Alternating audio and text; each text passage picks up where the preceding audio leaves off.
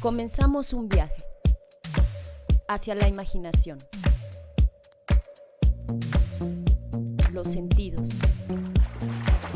el descubrimiento, el asombro, hacia el arte, el destino, Ítaca. Judía, del nazismo, de los campos de concentración, etc. Es una historia un poco en la... Margot Glantz es una de las escritoras mexicanas más importantes y con mayor reconocimiento mundial. Ha sido ganadora del Premio Nacional de Ciencias y Artes en la disciplina de literatura, ha ganado el Premio Javier Villarrutia, ha tenido 2 de las becas más importantes a nivel internacional, la Rockefeller, la Guggenheim, es miembro de número de la Academia Mexicana de la Lengua, pero es, sobre todo, como inicié diciendo, una de las escritoras más importantes de nuestro país. Esperemos que disfrute esta primera parte de esta conversación tanto como la disfrutamos nosotros.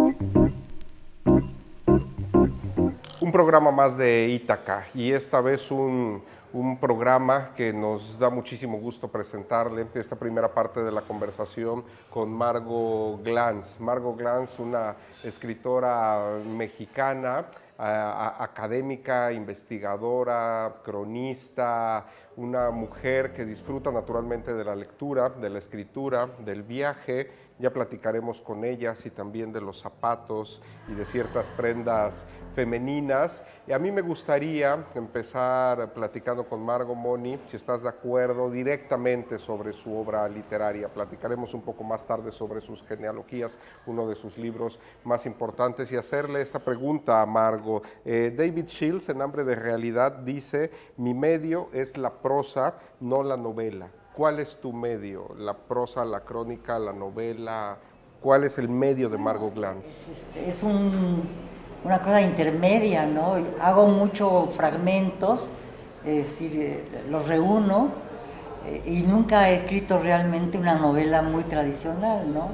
Pero también incursiono en la novela, en el rastro. Estoy haciendo ahorita un texto que podría ser novela también, ¿no?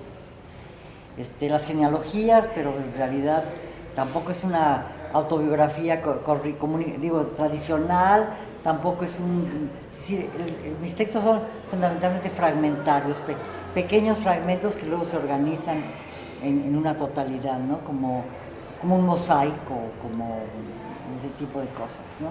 Lo cual hace una manera de leer el texto de una manera muy agradable y te va interesando para poder armar precisamente ese mosaico. Pues no sé si acabo de releer una crítica que me hicieron hace como 20 años, que me pareció, después de haberla leído hace mucho tiempo y volver a leer ahora, que me pareció muy interesante porque dice que es un poco difícil hacer una crítica de mi textualidad, porque no se puede entrar con los parámetros tradicionales, ¿no? Y me costó mucho trabajo organizar mis textos, decidirme a publicarlos, porque estaba yo siempre como en un contexto muy marginal que podría no ser muy bien recibido, porque exige otro tipo de lectura, otro tipo de relación con el texto, ¿no? Que en fin, no soy la única, obviamente, hay muchos autores. Por ejemplo, hace rato hablábamos con Rodolfo de David Maxon o de Lydia Davis, de un autor que no conozco que se llama David Shields, ¿no? O de Sebald, por ejemplo, ¿no?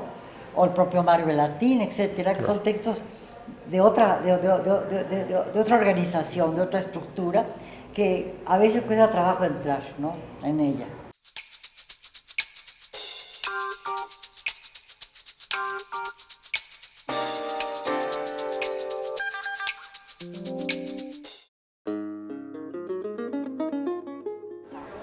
Entusiasta lector desde la infancia, amante de la ópera y con un amor incondicional hacia los árboles, Álvaro Enrique, autonombrado un no escritor, ha sido ganador del Premio Herralde en 2013 con su novela Muerte Súbita. Álvaro Enrique, sin duda, un escritor apasionado.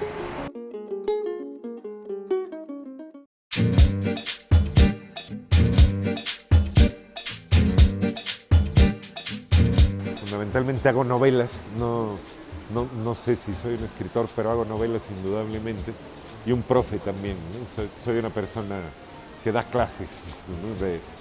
Generalmente de cosas que ya no le interesan a nadie, ¿no? Es decir, gramática, cierto tipo de periodismo, cosas que a lo mejor ya no están en el caldero de las ideas y en el hervidero de la modernidad, pero en cualquier caso siguen siendo herramientas útiles para la supervivencia, ¿no? Los escritores vivimos siempre de los periódicos y las revistas, siempre. Era la manera de allegarte recursos para el diario, era escribiendo en periódicos y revistas, y los periódicos que no se han extinguido se van a extinguir pasado mañana, ¿no? Y algo sucedió en el tránsito hacia la red, que a los editores web les pareció que los proveedores de contenido no deberían de ganar dinero. Entonces, bueno, todos estos sitios web muy famosos y muy prestigiosos no pagan. Yo no escribo para ellos, sigo escribiendo para periódicos de papel. La vida financiera de un escritor no es fácil, no es un oficio que deje dinero ser escritor, es mantener un estándar de vida de clase media siendo escritor no es nada fácil, implica grandes esfuerzos, ¿no?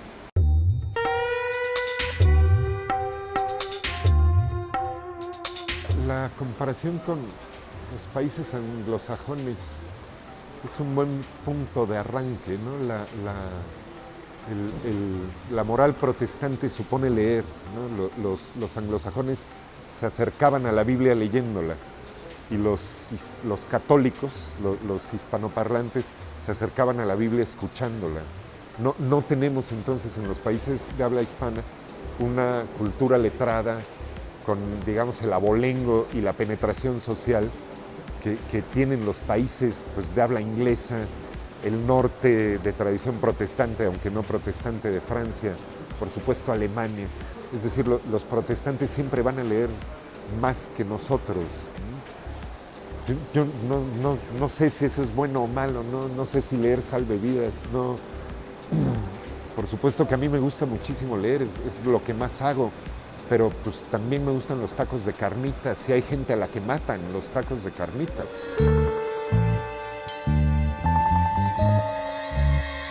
Hay muchos conocimientos en el mundo que se están perdiendo y muchos me parece muy bien que se pierdan, pero me horroriza la idea de que no sepamos cómo se llaman los árboles, qué clase de mundo hicimos, que es un mundo en el que nomás vemos una bola de cosas verdes, no distinguimos la forma de las hojas, las marcas del tronco, el tamaño del árbol. Entonces, bueno, es una misión imposible, precisamente, ¿no? Hay mucho más árboles de los que puedas aprender, de cuyos nombres puedas aprender, pero además es una obsesión familiar, ¿no? Que le he transmitido a mis hijos. Es muy divertido, ¿no? Es decir, en el mundo hispánico, lo que en Jalapa es un haya, se llama un tilo. Entonces sabemos eso, sabemos el nombre en inglés, sabemos el nombre en alemán, nos divertimos muchísimo con eso, pero fundamentalmente viene el horror de que, todo esto viene del horror de que esa sustancia viva del mundo sea para todos nosotros un mazacote, ¿no? Una mancha verde que ponemos ahí para que la ciudad sea bonita. No solo habría que saberse los nombres de los árboles, tendremos que sabernos su nombre y su apellido. Son lo mejor que tenemos, ¿no?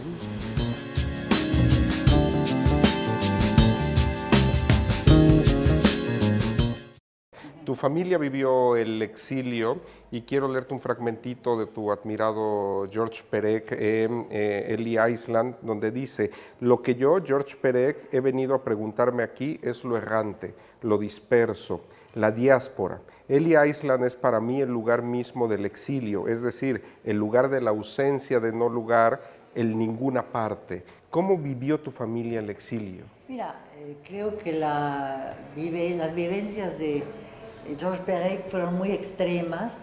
Sus padres murieron cuando era muy niño. La madre murió en un campo de concentración.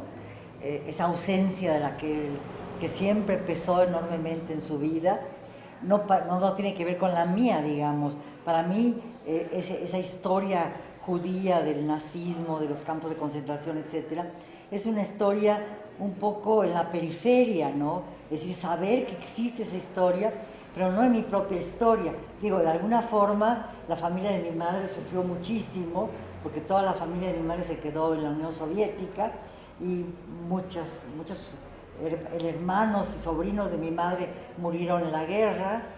Uno murió de hambre, un tío mío murió de hambre porque comió una papa cuando acababa la guerra y la comió muy apresuradamente y se le pegó en el estómago y se murió, ¿no? Sí, ese tipo de cosas así muy violentas, o otro tío mío que se murió en un, como era aviador y lo derribaron al avión, y también mi sobrino, mi primo, etcétera, etcétera, ¿no? Pero no viví eso en carne propia dentro de mi realidad mexicana, porque tenía a mis padres, etcétera. Obviamente había una especie como de partición, de fragmentación, en el sentido en que mi vida no era tan absolutamente común y corriente como la de los niños que vivían al lado, porque vivíamos en barrios muy pobres. Mis padres nunca hicieron mucho dinero, entonces vivíamos siempre en barrios muy marginados. Entonces convivía yo con gente común y corriente como éramos nosotros, pero mi familia venía de un contexto completamente diferente, y eso hacía pues que hubiese algo como que no acababa de encajar. Claro. Pero no de la manera tan dramática como la de George Perec. Como la de George Marvin, Perec. a mí sí me gustaría tocar este tema de las genealogías y saber cuál era la relación de tus padres con México. ¿Por qué México? Bueno, mis padres emigraron a México. Mi padre recibió ayuda de sus parientes que habían emigrado a Filadelfia desde los primeros años del siglo XX. Cuando mi padre vivió la revolución comunista, era comunista, participaba en las juventudes comunistas, en el Komsomol, etc. Pero de repente, bueno, murió Trotsky, murió Lenin, subió Stalin, empezaron a poner las cosas muy difíciles, hubo persecuciones, y mi padre empezó a tener miedo porque se dio cuenta de que era un régimen que iba a ser muy opresivo. Y además sus familiares, un pariente, un tío de mi madre le dijo: si se pueden ir, váyanse, porque esto se va a poner muy mal. Entonces recibieron dinero de sus parientes de Filadelfia y decidieron emigrar. Tomaron un barco que se llamaba el Spardam, que estaba lleno de migrantes, y decidieron irse rumbo a los Estados Unidos para alcanzar a la familia de mi padre, que estaba en Filadelfia. Había 5 hermanos de mi padre en Filadelfia. Mi padre era el menor. Entonces, cuando estaban en camino rumbo a los Estados Unidos, se trazó una cuota que impedía que los que no eran... Solo mi abuela podía entrar a Estados Unidos porque tenía varios hijos allá. Pero sus hermanos, mi padre, etcétera, no podía llegar. Y la gente que estaba en el barco iba a Cuba o a México. Mis padres iban a quedar en Cuba. Pero como todos los emigrantes iban a México y costaba muy poco, y mis padres no tenían dinero, pero el capitán del barco les prestó, acabamos en México. Además de tu celebridad como escritora, también es muy de todos conocido tu gusto por el viaje. Cuando naturalmente te sientes mexicana, eres mexicana, ¿cuál es la necesidad? ¿Qué te lleva a querer ir a más lugares? Mira, el primer viaje que yo hice en mi vida fuera de la Ciudad de México, bueno, a Cuernavaca, a Tepoztlán, a Xochimilco, que era la Ciudad de México, fue justamente a Veracruz. Mi padre tenía que hacer alguna cosa en Veracruz, vinimos a Veracruz. Y como era muy blanco, se metió al mar y el pobre se dio una quemada espantosa que no podía poner la camisa. Luego pasamos con el ADO por Jalapa, yo me puse a pasear por el Parque Central maravilloso y casi me deja el autobús. Mi padre estaba desesperado porque iba a perder a su hija, que tenía 13 años, ¿no?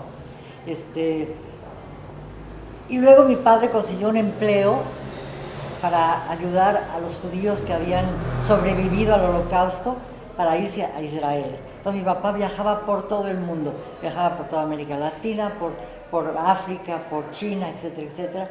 Íbamos a esperarlo al aeropuerto siempre, que un pequeño aeropuerto de la Ciudad de México. Yo dije, cuando yo sea grande voy a ser viajera. Y fui. ¿Ya?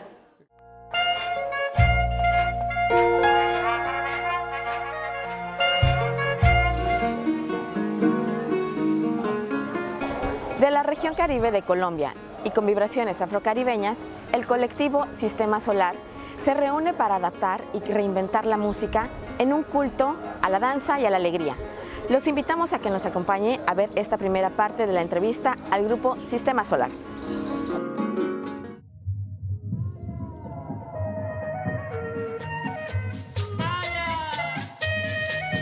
Bien, con ustedes Walter Hernández, Índigo, vocalista de Sistema Solar.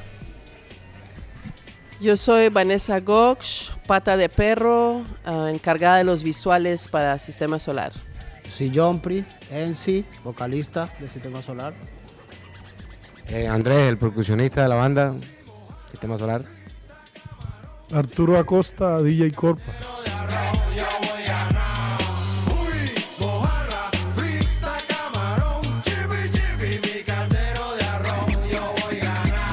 Estábamos haciendo, Walter y yo, un documental sobre hip hop en Colombia, porque siempre ha habido un fuerte movimiento de hip hop en Colombia.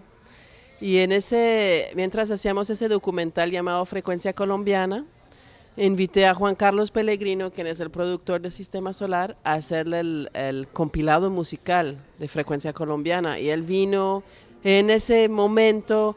Walter nos invita a Santa Rosa, allá cerca de Cartagena, a conocer una verbena, un pick-up grande con champeta. Y fuimos y conocimos eso y nos pareció fabuloso ver cómo esta gente en el pick-up, que es hecho a mano, que es electrónica, pero con músicas de África, y cómo ellos interpretan esa música a su manera y cantan encima y hacen música encima, y pues ese concepto nos gustó, y entonces estábamos ahí como soñando, deberíamos ya de montar un picó nosotros con los raperos y no sé qué, pero era como que uno se siente ahí una noche a hablar y a soñar, pero no era nada como serio.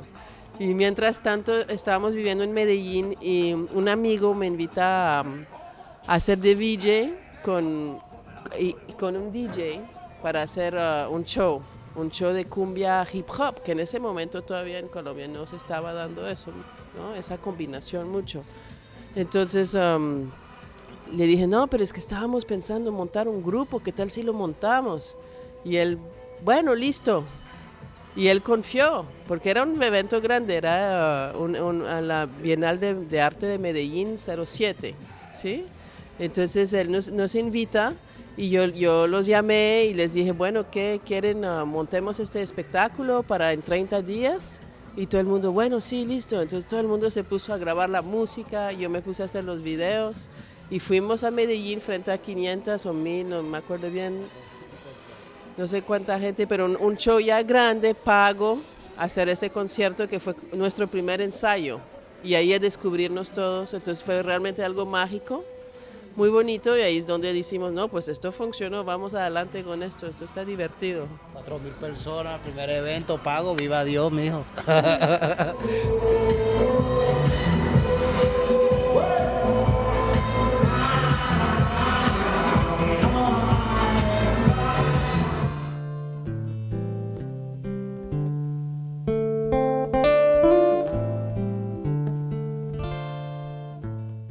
Mira, yo creo que la primera parte de mi obra, que mis primeros ensayos, quizás pecan de demasiada erudición.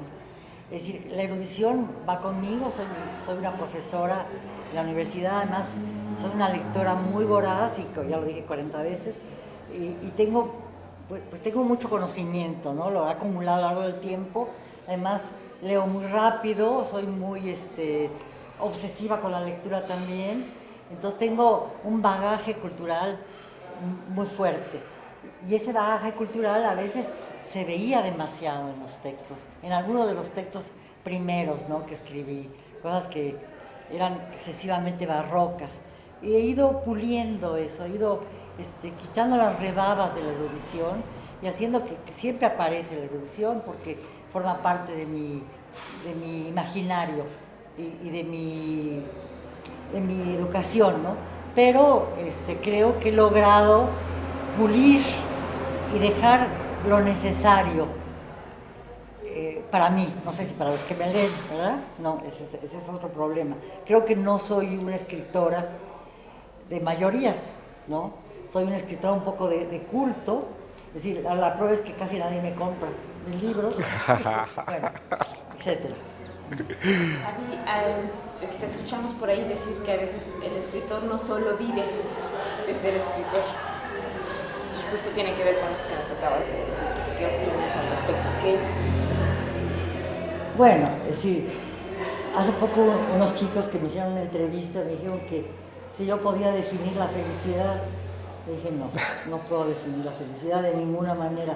Lo que te puedo decir es que he tenido momentos muy felices en mi vida y momentos muy infelices en mi vida. Ahora, uno de los momentos más felices es pues justamente viajar, otro de los momentos más felices pues mi familia, mis nietos, otro de los momentos más felices es estar con amigos. Y en los viajes, una de las cosas más interesantes es que como he viajado tanto y he vivido en tantos países, tengo amigos en todas partes.